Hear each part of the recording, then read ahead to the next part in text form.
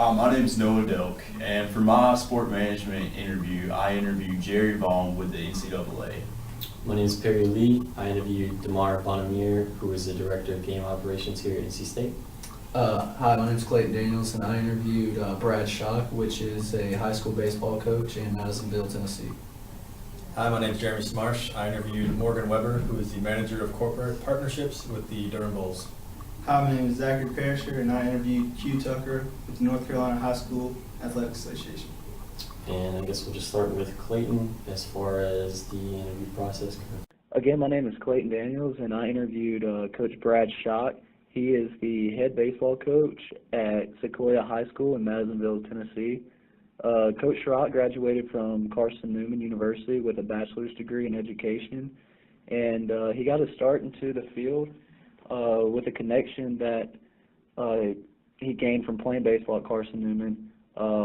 He found out about a coaching job in Raleigh, North Carolina at Millbrook High School. So he pounced on the opportunity, came there, won 3 conference championships in a row. After that, he had a chance to go back to Carson Newman, where he graduated, to become the pitching coach. While there, they won 24 games in a row and went to the conference tournament and won that.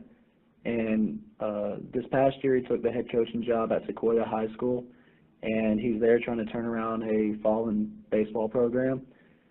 He touched on positivity as a big key, as motivation for these young high school athletes. And he said with being positive that it would really just help the whole team and the individual players themselves. What I learned from him was that obviously positivity is a big key in his success that he has. And what I took away from it is that I think I would like to do the same type of coaching that he does, but not necessarily at the high school level, and more so the college or professional level. Again, my name is Jeremy Smarsh, and I interviewed Morgan Weber, who is the Manager of Corporate Partnerships for the Durham Bulls. She attended East Carolina University and graduated with a bachelor's in sports facility management. Upon graduating, she took a job with the Houston Astros and was there for 3 years, where she gained a lot of experience and was able to work in many different facets of their organization. She missed home, so she wanted to come back to Raleigh, and she got a job with the Durham Bulls. And one of the advice for future sport managers was just to get all the experience that they could. She didn't really believe in getting an advanced degree, but if you had the experience, the top level managers that she dealt with seemed to view that more highly than having more knowledge per se. Once again, my name is Zachary Perisher, and I interviewed Q Tucker, who is the Deputy Commissioner at the North Carolina High School Athletic Association. Q Tucker received her Bachelor in Physical Education at Morris Hill, and then went on to the University of North Carolina, Greensboro, to get her Master's. She got her start teaching and coaching at the high school ranks. Then she actually got a job at North Carolina State coaching girls basketball with Coach Yao. And after that, she decided to go to the high school association, and that's where she's been for the past 20 years. The advice that Q gave me was to talk to as many people as possible and maximize every opportunity that you receive. She also told me to be patient and follow your passions. My thoughts on her job were that it seems like a great job to make an impact on high school students. However, it would be tough sitting in an office every day, so I don't know if I could do something like that. My name is Noah Delk, and I interviewed Jerry Vaughn for my sport manager interview. Jerry is the postgraduate intern in academic and membership affairs with the NCAA. He graduated from North Carolina State University with a bachelor's degree in sport management. He then went on to a small Division II college in Buffalo, New York, where he earned his master's degree and where he worked in their athletics compliance office. His time in the compliance office motivated him to get to where he is in the NCAA after he graduated. He likes his job because no 2 days are the same. Jerry gave some good advice to future students who are looking for a path similar to his. One thing is to get as much experience as possible and as early as possible. He said it's better to build on experience than to go into it with nothing. He said, next, the more stuff you can do, the better. It will help you navigate exactly what you want to do and what you do not want to do. Last, he said to develop and maintain the relationships that you build. He said it's always good to be in communication with the people that you meet and always keep them in contact. I don't know exactly if this career would be something that I would personally enjoy because it sounds like a lot of office work, and I want to be out in the field sometimes. I would enjoy the aspect of being able to see the value of my hard work through the athlete's success off the field and court. Again, my name is Perry Lee, and I interviewed Damar Bonamir, who is the director here at NC State. One of the most notable things that I can draw from my interview is that Damar was keen on maintaining his volunteer experience, as well as joining a few professional organizations to continue to get his name out there and build his repertoire, even at the level of his career that he's already achieved.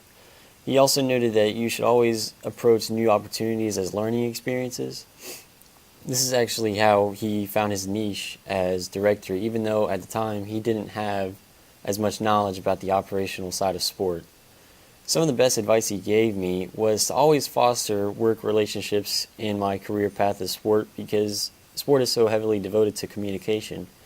Additionally, he reminded me that being a representative of an institution, either educational or professional, means that you should always present yourself at the highest standard and always ensure that those involved with your organization have the best experience.